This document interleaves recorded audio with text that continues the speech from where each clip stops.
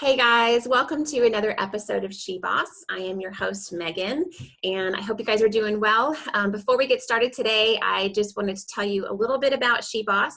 Our company, Flourish, is a women-owned small business here in Huntsville, Alabama, and we have had the absolute honor of having an opportunity to meet, collaborate, and just hang with some of the coolest women who are making amazing strides here in North Alabama, and they're just total badasses. And so we really wanted to figure out a way to just highlight them and promote them and talk about all the good things that they're doing. But then also too, if you are a woman who's looking or thinking about starting a business, we want you to listen to these interviews because these women are doing amazing things and they've had some super, super big challenges, but they've also overcome them. And so we thought maybe having these interviews would allow you just to get a peek behind the scenes about what fuels some of these women to do what they do. And I think that there is one woman who stands out too, and kind of just emits the passion that we all strive for on a regular basis. Her energy level is through the roof. I don't know how she does what she does, but I was just telling her that whatever she has for breakfast every morning, I need to get me some. I need to get some of it. So I would love to introduce our chat today with Jque Ellis, who's joining us. And she is phenomenal. And when I think about looking at her background, it goes on and on and on. So I'm just going to throw out a couple of things that Jque does. But she is a fitness professional. She's a personal trainer, an actress, a radio and TV personality, brand manager, super producer, national wellness influencer, and so much more. So she is awesome. I've had such a pleasure getting to know her over the past couple of weeks. Want to know a lot more about her, but I thought she would be a perfect person to chat with today. So Jque, thank you so much for chatting with me and spending some time. Really do appreciate it. And let's just jump right in. Tell us a little bit about you and your background and what sort of is keeping you busy these days. Well, howdy, folks. This is your girl, Jque. Megan, thank you so much for having me on the SheBoss. And to be honest with you, what fuels my passion and what gets me up in the morning is Jesus, girl. And I mean, that's real. I am a real Jesus freak deep down in my heart. Situations and life and just being able to overcome all the things that I have overcome with Jesus is what fuels my passion. Early in life, I was not sure what I wanted to do. I have changed my career and my life story over and over and over again, which is why I have done so many things. But I also know that I was created for greatness. I was created to influence and impact people on so many different levels. And so the things that fuel my passion are the ability for me to be able to do that on whatever platform or play field or whatever ground that God leads me to. I'm going in it with 100,000% and in hopes to build people up. That is awesome. That is awesome. So you've obviously had this calling in a way, right? Where you've recognized that you were meant to do great things. So was there a turning point in your life where that sort of light bulb went off, or have you always felt that way? I mean, what sort of has led you down that path? I have not always felt that way. I struggled a lot with confidence and self-worthiness early in my adult years. I had a child young. After a divorce, I was a single mom, and that was when the season of unworthiness and self-confidence and all that kind of stuff just kind of took over me. And then something happened when my daughter was 8 years old, and it just like the light bulb went off in my head and it was like, girl, what is your issue? You have a daughter, you have a child that you have to set the example for, that you have to guide. This is your responsibility. And I've come from a God-fearing and a Jesus foundation home. My mother is a pastor. My dad is a deacon. I played music. I was, church leader, evangelist, and all that, even growing up. But life hits you hard when you become an adult and you have to start adulting. Right. Right. And so just through the adulting season and transferring from, childhood, teenager, young adult to real full-fledged adult with responsibilities, a light bulb went off in my head. And it wasn't until my daughter was 8 years old that it started happening for me. And being a single parent does a lot for pushing you to do what you have to do, because you got to make sure that your kid can thrive. You got to make sure you got a roof over your head. You got to make sure that you can eat and survive, and make sure that you provide an environment for your child that is, sufficient. And me, I've always been one of those people who wants more, who've always wanted more. And so when I first, started making my transition into worthy life, wanting more didn't happen for myself, but God used my child to teach me how to want more, because I wanted more for her. And in the midst of trying to make that happen and manifesting that more and that worthy, confident life for my child, it happened for me too.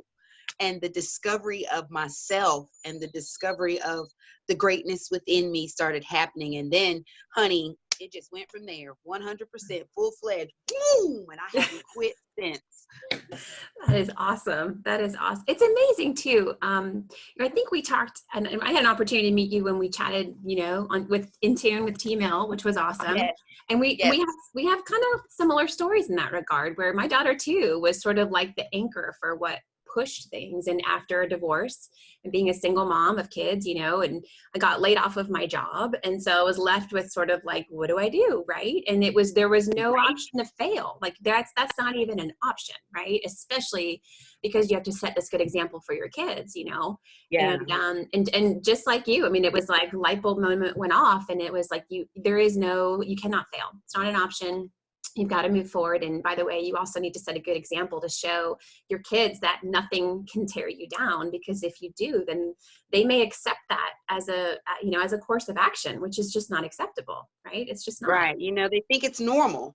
I see, and I noticed it with myself. I speak about my own experiences because I've learned about life more through my own experiences than I have watching other people. I'm an introvert in real life. So most of the time you see me behind the scenes, and I'm always taking photos of myself and what I'm doing, but it's not always with crowds of people or with people. And so setting the example for myself meant that I had to look in the mirror. I literally had to dissect my own self. I had to look in the mirror at who JQ was and put sticky notes and post-it notes on the pros and cons of, if my daughter was looking at me or a young girl was looking at me somewhere, what would be the pros and cons of what she would see and how she would want to, live that life, or what she could take from that in order to be a better person. And dissecting yourself is hard, girl. Yeah. But when you do it, and I'm still doing it, I'm constantly dissecting myself in life. And once you do it, though, it helps you to see yourself in a clearer picture. And it also helps to navigate you through the roadmap of what you want to be, how you want your characteristics to be developed, how you want others to see you. And most importantly for me, to make sure that I'm on the right path and living out the destiny that I know God has called on my life. Yeah. So take us through, like, I'm just curious from a practical standpoint, take us through what that looks like for you. Like, do you wake up every morning and you're looking in the mirror and you're like, let's go, girl, and you just sort of like run through some things about that day? Like, because especially now, we are all in quarantine with COVID-19. And so our lives have been completely changed and have been shaken, and everybody's normal is no longer, right? So That's right. Hopefully we will be back to, somewhat normalcy in the next couple of weeks. But what does that look like for you? Like, what are your day-to-day routines that you implement that really help you stay on top of your game in that way? Well, I wake up out of the bed, I get on my knees and I pray. I find that getting on my knees and subjecting myself and surrendering my day to God before I start helps me. And then after that, I go into straight organization logistics mode. Your girl is a planner. And when I say a planner, I live my life by post-it notes and calendars on my wall and on my mirrors. And not just one of my mirrors, the one in my bedroom, the one in my bathroom, and the one right in front of my door as I go out into my garage. I love it. So from that, I'm an organizational junkie. If I haven't planned it and it's not in the calendar, it probably won't get done until all of the other things that are on the schedule or on the list for the day have been completed. And that's how I stay afloat. You know, I'm a planner. I'm very logistically driven. My day starts with meditation. I also start with self-care. 3 things that I start my day with are Jesus, organization, and self-care. And self-care is a multitude of things. Self-care is not just the physical things that I do for myself, but they're the mental things that I do for myself, even all the way down to planning, understanding what the plan is going to do, making sure I know what the accomplishments are going to be. I want to know the roadmap of how I'm going to do this, that, and the other. Checking things off the list. Accountability is huge for me. Accountability is huge for me. So I have developed the habit of not doing too much. And I used to think that I was a multitasker, and understanding my personality, I can handle doing several things at one time, but I do not do them all in the same time at the same time. So I might have 15 things on my list today, but I designate specific times to do those 15 things so that I can complete them all. Gotcha. Interesting. That's interesting. So Mm-hmm. how do you go through prioritizing things? Because I mean, you have your hands dipped in so many different areas. So and honestly, when you look through that list, I mean, I think prioritizing things, time management, organization. I mean, just as being a mom alone, that is really, really hard. And I mean, I think I'm guilty of it. And in talking with a lot of moms, I know they're guilty of it too, and I love to hear you say that self-care is the top of the list, because that's normally something that comes way after everybody else is taken care of, right? It's like you take care of all those other things, and then you come back around and you're like, hey, now I want to take care of myself. And at that point, you're pretty much drained and you're tired and you have no time. So how do you prioritize all the things that you've got going on for each day? I have a 4-step system for prioritizing, and it got developed just over, like, when my daughter turned 8, I had to learn to prioritize. And so it took me about 10 years to figure out the system that worked best for me. But my system that I use for prioritizing when I start my day is, again, I start in meditation. I try to hear what God really wants me to focus on today, on that day. And then after that, after I know what that focus is for Him and, you know, my destiny, after that, the first thing is money. If it ain't making money, baby, it ain't making sense. So, and that's real for me. As an entrepreneur, I have to make sure that the investment of my time, my energy, my dollars, my thoughts, my soul, my passions are going to make a return for me so that I can continue to do those things. And so God first, money and return second, and then the benefit of me and my family third. Lastly, and are the people that support me and, you know, my circle. I've got to make sure that it's positively impacting and influencing them. And those are my top things of priority in that order in real life. Because again, if I don't, then you're right. I do a lot of things and I would never get anything done, and nothing would ever be a benefit if I didn't, you know, have a system of prioritization. And so that's what works for me. I am driven by making sure that my priorities are intact, that I've got a plan, I'm organized, I'm logistically on task, and that, you know, God is first. Yeah, I love that. So let's talk a little bit about your tribe and the people that you surround yourself with. So Okay. I've learned over the years that, it's funny. It's like the older you get, I swear, the wiser you get, and you learn things and you really do. And and everyone's like, and it's like, oh, you're going to be 40. I'm like, I am welcoming that, because I think the older I get, things just come into a clearer view. And it really helps to, sort of just clean up your life a bit when you can recognize who's good for you, who's not good for you, who helps kind of push you forward, who weighs you down in ways that are not worth it. So I would love to hear about your tribe and the types of people that you surround yourself with. And are you strategic about that in a way where, you're conscious of the people that you devote your time to? And what does that look like for you? I am very conscious. I'm very strategic, and I'm very particular who I surround myself with. And I say that because people are surrounded all the time, but who I allow myself to engage in surrounding and in my circle with, I am very specific about that.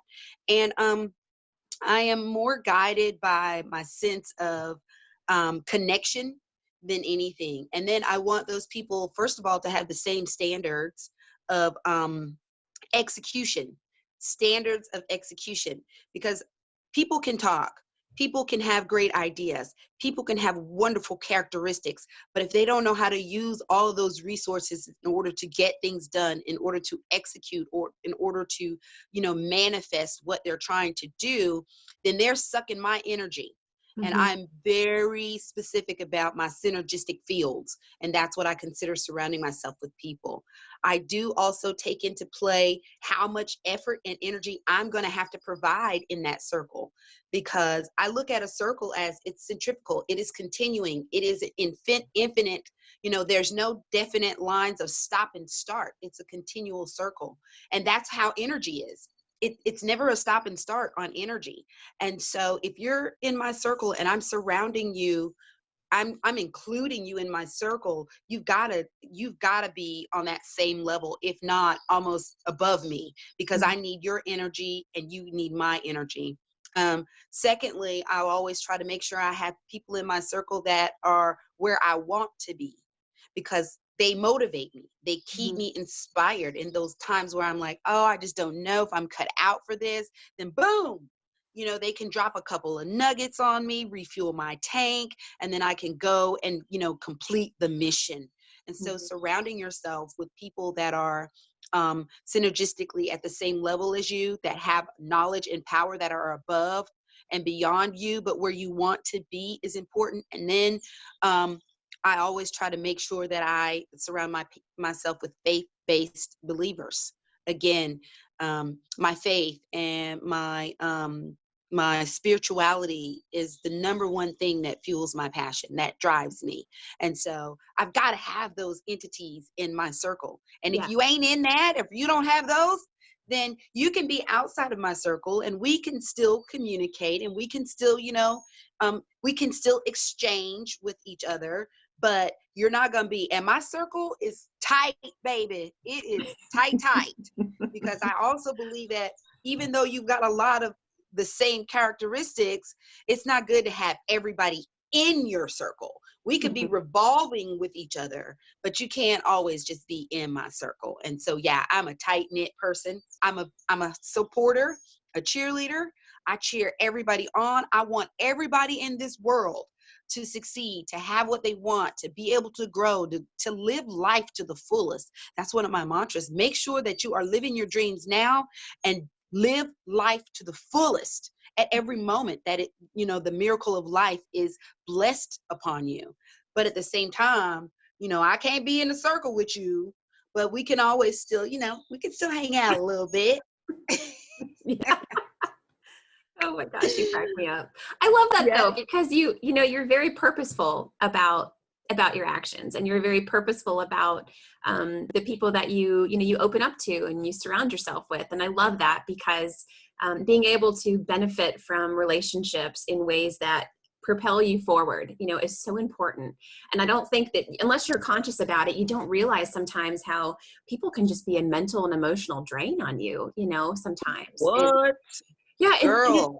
and also being aware if you are that person and you are behaving that way, to other people, and just thinking about, what that does. It's just not healthy. It's not healthy at all. Megan, it's good that you say that, because at some point in my life, I was a drain on other people. And again, in that form of discovery, in that mirror, when I would wake up every morning and I would look at myself in the mirror and look through myself in the mirror, try to discover who I was, that was on my list early, to make sure that I wanted to change who I was and my characteristics, so that I was not the person that was in somebody's circle draining them out. Every time I went somewhere, I was the needy person and I was never able to contribute. I had to, unfold and discover some layers and onions of layers in myself to strip off, so that when I was in someone else's circle, I was not doing that to them, and developing the, the characteristics or the standards, the requirements, the different things that I wanted to make sure that I included in my circle didn't happen overnight. It was, Mhm. again, something that we discover upon ourselves. And if we're not taking the time to discover ourselves, which is the number one thing for self-care, self-love, developing yourself, those are not, you're never going to find those out. And you may never even know that you're the one who's draining the freaking circle. You Yeah. may actually think you're contributing to it, and you're Right. the one that's draining it. And you may not even know, like you said, that you're doing it on purpose. Yeah. But until you do self-discovery and make that a part of something that you're actively doing in your life infinitely, then you're right, you would never know. Right. Well, and I think this is such a great point too for women, especially as they embark on their entrepreneurial journey and they, are looking to start a business or have started a business. And there's all of this self-doubt. I mean, we are our own worst critics, as you know, especially women. I mean, we are so critical of things. And so to be aware and to be vulnerable enough to recognize that, you really have to dig deep to be able to put your best self out there. And if you're Yes. constantly doubting what it is that you're doing and constantly having negative thoughts around that or whatever it might be, it's going to be a constant barrier no matter what, Yes. so you've got to be able to put yourself out there. You So, got to be able to do it. yeah. So let's talk a little bit more on the business side of things. So what Okay. has you moving like on a day-to-day basis these days? Because I know you have a variety of projects going on, but like what has you busy nowadays? My busy day really consists of every single day is, of course, my fitness business. I'm a fitness professional, and I train clients every single day, except for Sundays. I don't know. Now, during this, situation we're in now, I'm taking clients, whatever's comfortable for them, because I want them to stay motivated. I want them to stay moving. And we're just in the house. I don't have to drive anywhere. It's really easy for me to stay engaged. So fitness is number one. Production, media, is number two. Sunshine Enterprises is my media company. Number two. And then number three is wellness influencer. I'm a big brand ambassador and wellness influencer, media proprietor right now for 22 different brands. And so I work on making sure that the audiences that I influence, or the audiences that I speak to and impact, feel motivated, empowered, and activated to move into whatever scenario or whatever I'm subject or topic I'm speaking on, to get them to move and take action on whatever that brand is that I'm speaking on. And Wow. so those are my three main jobs that I do every day on a consistent basis. Production is my love. It was a hobby at one time. I'm an actress, and of course, a radio personality. I write. I do a theater, and so that came out of. I used to suffer from depression and anxiety as a child, and my mother and my father said, "Oh, she's a drama queen," but I was, again, an introvert, so I'm a drama queen all by myself. And so started taking a few acting classes, got in theater in high school and even into college. And after that, I got my first main gig for a show in Vegas. And then I was a Carnival Cruise Line entertainer for 4 years. Oh, And wow. from that, Sunshine Enterprises, boom, it birthed. And Sunshine Enterprises birthed because there were so many people that I was working with in the entertainment company, in the entertainment business, that had no idea of the business aspects of entertainment. So like simple things like your media kit that you needed, your Mhm. video resumes that you needed, how to sign up or how to register, or what you needed to do for an audition, and all of those kind of things. That's kind of how Sunshine Enterprise was birthed, because I had so many people asking me, "Hey, JQ, how did you do this? How did you do that? How did you do this?"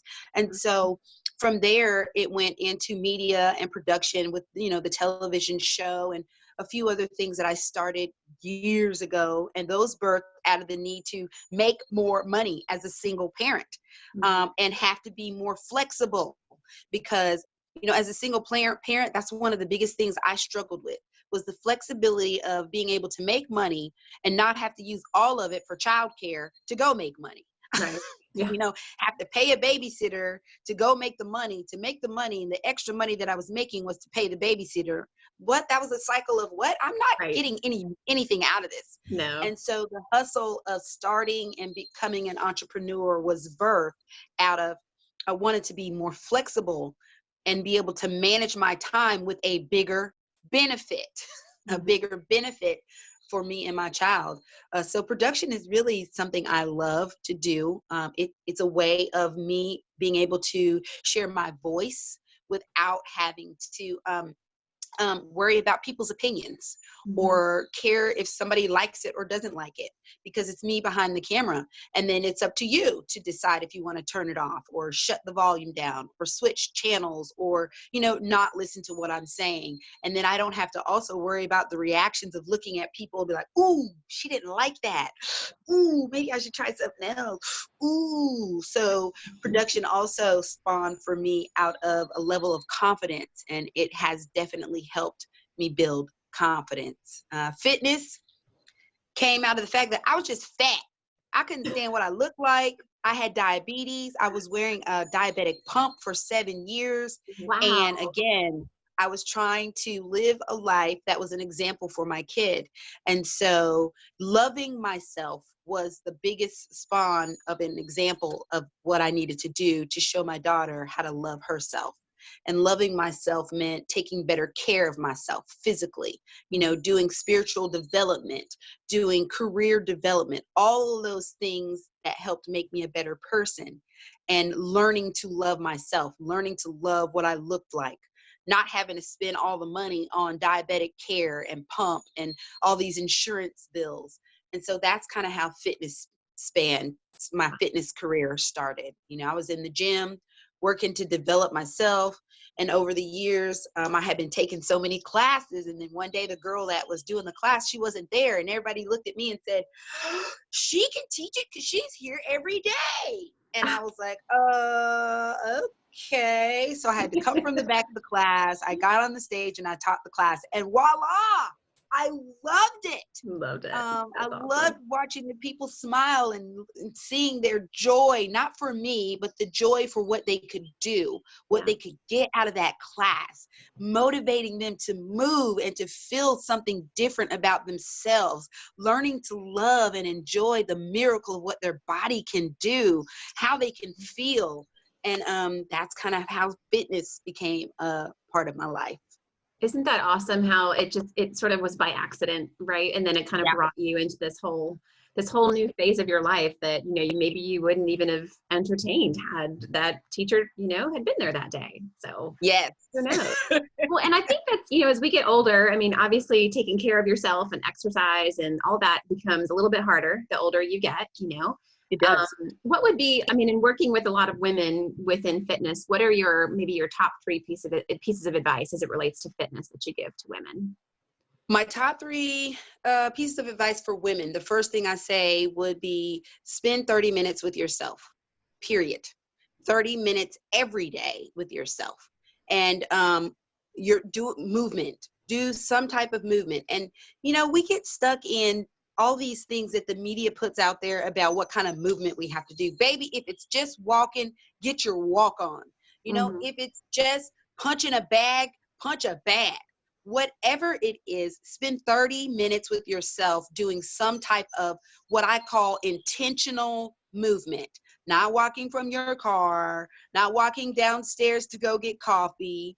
People think also that if their job means that they gotta, walk from door to door, that's exercise, that's spending time with yourself. No, that is not an intentional moment of movement for yourself and with yourself. The second thing that I would suggest is think about what you're putting in your body. Think about your food. Think about, the mental things. What are you reading? What are you consuming on the TV? All of those things are things that you're putting in your body that take a reflection. If you're a smoker, if you're a drinker, all the things that you're putting into your body are going to reflect on the outside. They're also going to be motivators and stimulators for what you feel and how you respond to yourself. So even if it's just changing one thing a day, if you're eating bread and you want to change that, just take one slice of bread and then fold it in half. Or if you're strong enough to not do bread at all, not do bread at all. But at least make one intentional effort change to do better about consciously thinking about what you're putting on the inside of your body as well. And then the third thing that I suggest for people is get you an accountability system. And it could be a partner. For me, it's Post-it notes. It could be a phone call. It could be an alarm on your phone. There's so many resources available out there for you to create accountability. But you don't know what's going to work for you until you try, right? And in trying is when you discover what works, discover you, understanding more about you and what works for you. I didn't discover that Post-it notes were a great accountability for me until I was 42. So it took me almost 8 years to understand that Post-it notes are the best accountability for me. Because again, when I look in that mirror and I see those Post-it notes, they remind me. They're physical. I have to take them out. Okay, put them on the door. Okay, take them out. Go to the next thing. Put them on the wall. And so that's what I found has helped to keep me accountable. That system may not work for you, but until you start trying to discover the things that work best for you, you're never going to know. Right. I think that's a really, really great point. And I love the fact that you talk about when you look at fitness as a whole and self-care, everything that goes into your body, not only food, water, alcohol, whatever it may be, but social media, what you read, what you watch, what you listen to. I mean, I don't think that those are probably some components that people think about when they think about self-care, honestly. Oh, yeah. And I mean, your consumption of anything. Consumption, period. That's why I try to use the word consumption. Yeah. So when you're consuming something, that means you're taking it in, whether it's by your mouth, by your eyes, by your ears, by your mind. Everything that you consume is a reflection or an output of what's going to manifest and motivate your efforts and your actions. Yeah, I love that. I absolutely love that. That's I don't want to say it seems simple because it's not, but it's like, that's like an aha moment. I think when people really get that and understand how powerful consumption can be and how that all of that reflects on the outside of your body. And not only that, but it also takes up brain space and mental space that you could be able to put towards other things, Yes. Yeah, that's massive. And, I mean, this is just one thing among many, but, we're doing a lot of these virtual workshops right now. And so we're talking a lot about social media and social media. Oh my gosh, if you think about how much that can consume and what you're watching on social media. And, a lot of people first thing I do in the morning is check the news to see what's going on with COVID-19. And so it's article after article after article of not so positive things that people are talking about, that after a while it's like, oh my God, it consumes you, in a very, very negative way. Yeah, it can be absolutely draining your energy, your synergistic energy. Just like I said, whatever you're consuming. I had to have a discussion with my mom. She wakes up every day and it's that COVID-19 stuff. And the news is doing its job. It's putting out the information. It's keeping you engaged. And it's a shame that as humans right now, we thrive on negativity. And negativity is not always a bad thing, but if that's the only thing that we're consuming, then it's not driving us to do anything but negative, because negative and negative is negative. Yeah. The only way that you can have a positive or manifest positive and plus things are to feed yourself with that, because that's the only way that you're going to be able to reciprocate or to put out that same type of energy. What you pull in and what you put in and what you consume is what's going to manifest and what you're going to put out. And it's simple as that. Yeah, that's so true. And you have to be very conscious of that, because I think we get into these very unhealthy habits and you don't even realize that you're doing it. You don't even realize. Yeah. So being very conscious of that, I think is super important. So tell me a little bit about, we have, obviously we work with a lot of women, and we are fortunate enough to work with a lot of women who are entertaining the idea of starting a business. So, you were kind of not forced to make a decision, but you had a very, very clear pathway and what was driving you, which was your daughter. And when she, these things that unfolded within your life, that this is what you are meant to do. This is your calling. You need to move forward and sort of pursue some of those dreams and thoughts that you had, if not only for you, obviously, to kind of showcase and be a good example for her. But what are some things that you would share with other women who are either entertaining the idea or just getting started, really don't know where to go? I mean, any tips that you would have for someone like Yes. that? Well, if you are just getting started, or matter of fact, you're still on the couch wishing, hoping, and dreaming to get started, stop it immediately. First of all, stop it. And Megan, the funniest thing is we can say stop it, but really stopping something to start something else is probably the hardest step. Mm-hmm. It is the most fearful step. It is the most uncertain step. It requires the most faith to start something. And really, it's not the starting, it's to stop something. It's to stop self-doubt. It's to stop being afraid and to just jump and do it. So the first thing I always say is figure out how you can stop what you're doing so you can have the courage and the bravery to start what it is that you were dreaming of. Mm-hmm. And then when you start, the next biggest thing I say is make a plan. But make a plan to execute. A lot of us have these business plans. I know for me, I had a business plan to open up a facility for 12 years. I had a business plan to open up a facility for 12 years. I had been working as a personal trainer, going to all these other people's gyms, making sure all of their, clients were good, this, that, and the other. And I had a business plan. I paid somebody to make me a business plan, and I never took it to action. I never executed it. And so you've got to plan your execution and your action secondly. And then get you a mentor. Get you someone that you can go to and say, okay, I'm stuck like Chuck. What do I do? Mm-hmm. And a mentor, I feel like too, we need to make sure that our mentors are not just somebody that's talking to us. Right. Mentors, for me, I need a mentor that is empowering me to activate, Mm-hmm. that can encourage me to move into action, that has the tools and the resources to help me execute, not just coach me, not just talk to me about it, but gives me the synergy and the motivation and the resources and the tools in order for me to move into action, to step out on that faith. And to hold you accountable too. And that's my fourth thing, Yeah. accountability. Yeah. You've got to have a way to be accountable. Checks and balances is the biggest thing for entrepreneurship that I've ever had to succumb to. Checks and balances. Because even now, Megan, I'll say, yeah, girl, I'm going to do this. I get off my webinar calls. I'm, calling into action, all this, that, and the other. But if I didn't have things in place to hold me accountable for sending everybody all those spreadsheets I just talked about, guess what? Yeah. I'm no benefit to all of those people that I just talked to about what I needed them to do.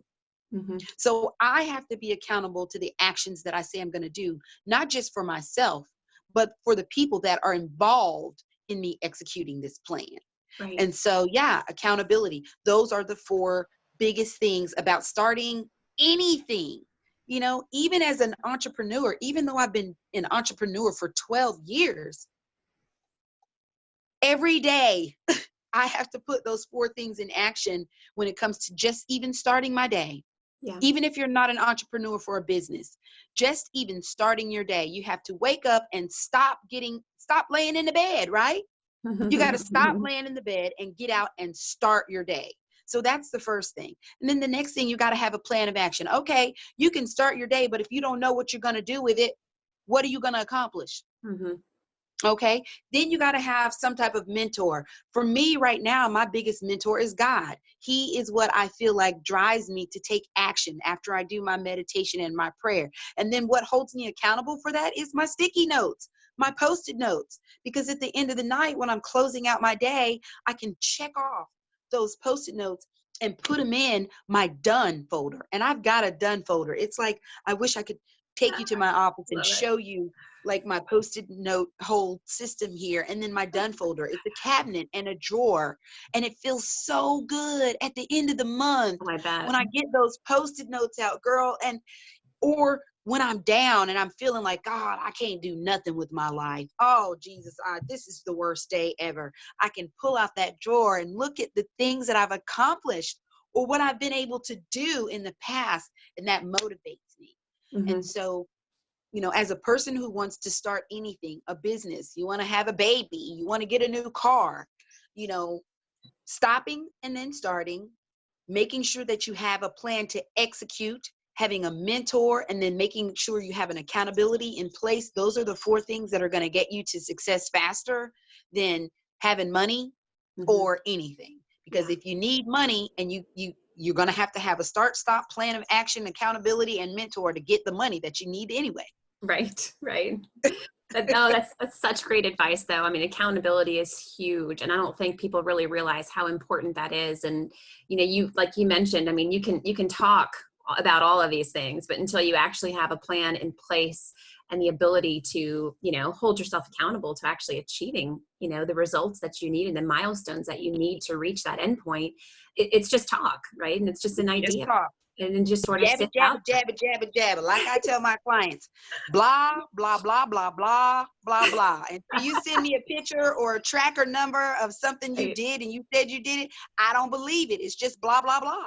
Right. I love it. And you have to be honest with people, and you've got to be honest with yourself, and if you can't do that, I mean, it's just, again, you can be standing in your own way to so many different things in life. And then before you know it, that maybe an opportunity has passed or whatever it might be. So I love that. So if people need to get post-it notes, get post-it notes. If you need to Get post-it notes. right. I mean, schedulers, get schedulers. If you need an accountability partner, don't pick your family.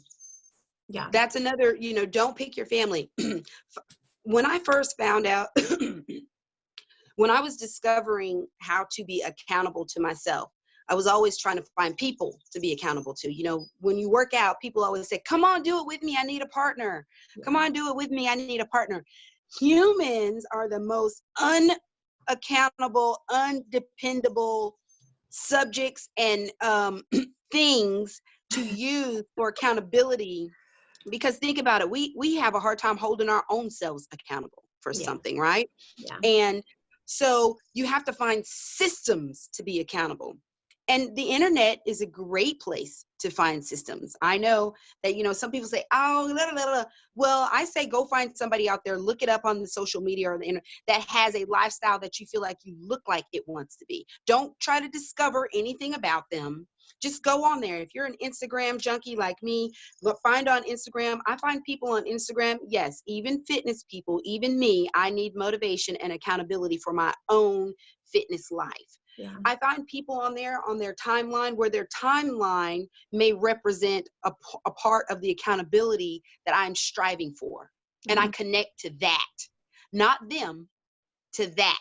So if it's Instagram, oh gosh, yeah, Debbie Do It. Debbie Do It is my accountability person right now because her timeline looks like what I want my timeline to look like. And so I go and I study that. I find things that she's doing, or I just mimic what she's doing. Because when you do things for so long, and it's not 21 days, people, it takes longer than that to create habits. Yeah. I don't know where that myth came from, but 21 days is not a habit creating number. It's a do something for right now number. That's it. Yeah. So yeah, when you're trying to find accountability, it is a discovery, but in being consistent on trying to find accountability, you discover what works for you. Yeah. I love that. That's a really great tip. And I think even just like you mentioned, plugging things into your phone, making it a regular thing where you're sitting down with yourself, whether it be on Sunday evenings to kind of plan out your week and kind of go through and check off the things that you've done, what you haven't done. But I love the fact though, too, that you mentioned, don't make your accountability partner someone who is potentially biased towards you, like a family Yes, member or don't something do like that. that. Don't Yeah. do that. You need None someone of who's my going best to be, friends, yeah, none of my best friends are my accountability partners for yeah, nothing. yeah. Take that back. They're my accountability partners for being my friend. That's it. Right, right. Yeah. You need someone My who's going to daughter, be, yeah. right. My daughter is my accountability partner for being my daughter. I know what, she better call me and check on me. That's what I'm holding her accountable for, is Yeah. for being my daughter. You know what I'm saying? But you also, again, got to put the right things in the right places for what they're supposed to be used for. And Mm-hmm. more times than none, families or moms and dads and husbands are not great accountability partners for when you want to step out, stop something, and start something new. Mm-hmm. Yeah, totally agree. Totally agree. So, Jque, I'm going to ask you just one last question before we wrap up, because you have such an interesting perspective on things, and again, your energy is just so contagious. So I'm going to make sure that I start following you and doing all of your exercises and stuff like that you do. I mean, I'm already following you, but jump on there because it's like, yes, I want to go work out with her later. Well, thank But you. yeah, but tell me a little bit about, like, just in general, whether it be something that is industry specific that you're working in right now, or anything else. What gets you really excited right now? Like, is there anything in particular that is just getting you fired up right now that you're looking forward to, or anything like that? Yes. Right now, I am actually working on my book. So, getting fired up about finishing this book, which is a big accountability piece for me. I have been working, Megan, for years and years and years on products, services, branding, and things of that nature. And a big accountability piece for me is I don't have one of my own. Freaking, I coach people all the time and this, that, and the other, and I don't have a personal brand product of my own. And so going back and through and looking at the actions and the things and the desires of what I wanted to leave as far as my legacy on my life is a book. I write articles. I write blogs. I love words. When I say I love words, baby, I started reading and speaking in oratorical contests because growing up, I stuttered. And so I had my tongue clipped and, I had to learn how to speak again and slow down because I was a massive stutterer. Even now, when I get a little anxious and I get excited or nervous, I start stuttering again. And so I always wanted to write this book. So I've started and stopped and started and stopped and started and stopped for probably at least 7 years now. So what I'm most excited about is finishing this project. That is the one accountable mission for 2020 for JQ, That is is to awesome. finish this book. And I'm excited about it. I've written 12 pages, girl. What? Yes, that's great. Yes, honey. Yes. And so I set myself up to succeed by giving myself a whole 12 months to do it, because all the other times I was trying to do it in like, okay, I can do this in a month. Okay, I'm a 6-month Man. chick, and I set my goals based on what I thought I could do because of what I can do for others. I can write a dissertation for somebody. I helped write a dissertation, a 36-page dissertation in almost an hour and a half. Oh my And so, yeah, when it comes to writing and words, I'm a lover of words. But I'm going to tell you where my epic fail is. I love words and I love reading. I hate writing. I hate having to type out my thoughts. So one of my writing mentors gave me a tool, which is why it's so important to have a tool in place.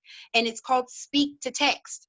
And literally, so now instead of sitting down and having to write the book or type it out and do all that kind of stuff, I'm learning to, I set time aside weekly to spend an hour of talking my yeah. thoughts for this book into an app, excuse me, into an app that records those thoughts.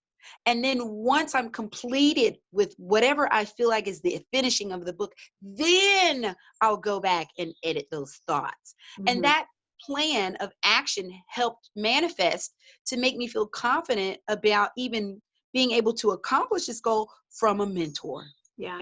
From a mentor, which is why I say the importance of a mentor is, not somebody that can just talk me, but that can actually get me into moving and help with providing resources and things, actionable things that can actually help me get to accomplish those goals. So writing my book right now, honey, that is awesome. Is the thing that I'm most driven by right now. That is awesome. Congratulations. That is a huge thing.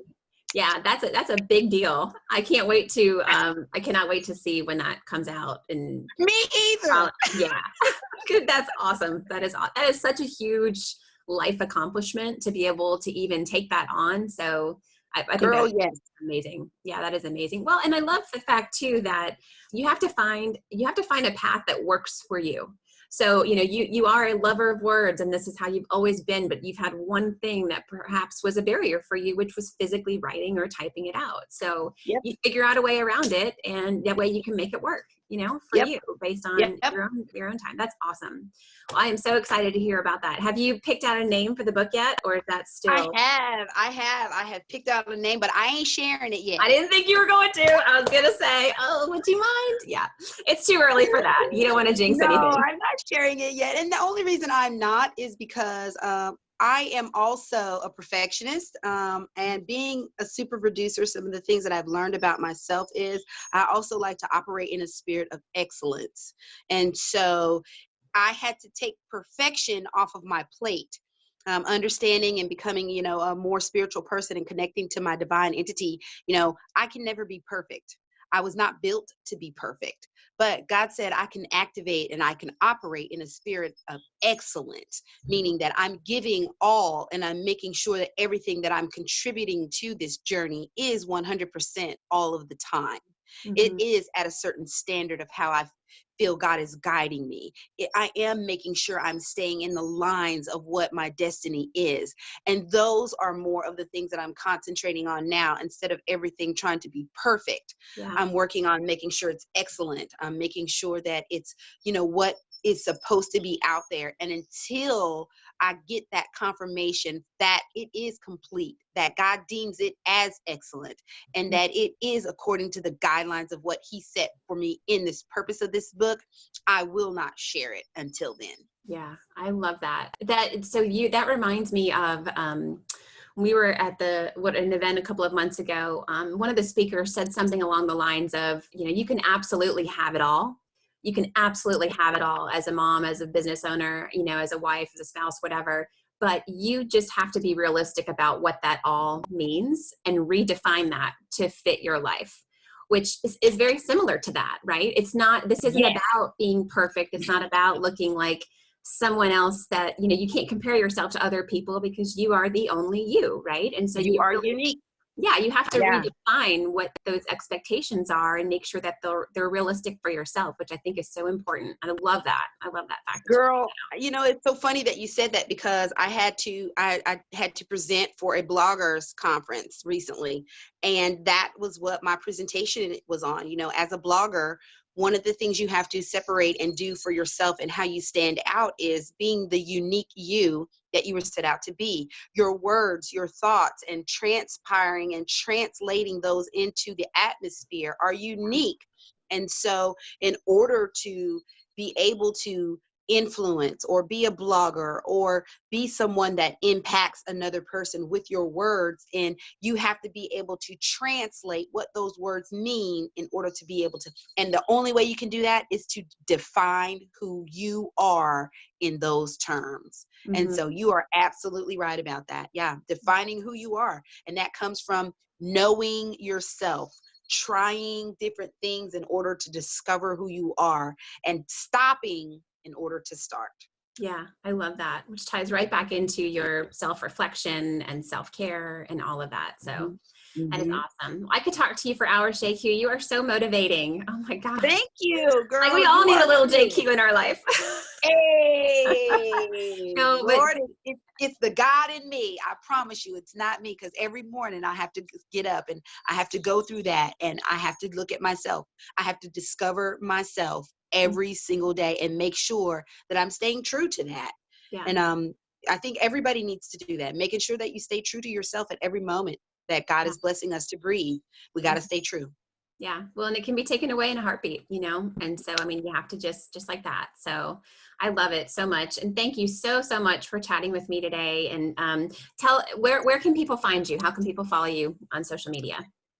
Hey, if you guys want to connect with me, you can connect with me on all platforms, social media, Gmail, website, call me up, look me up at JQUENOW,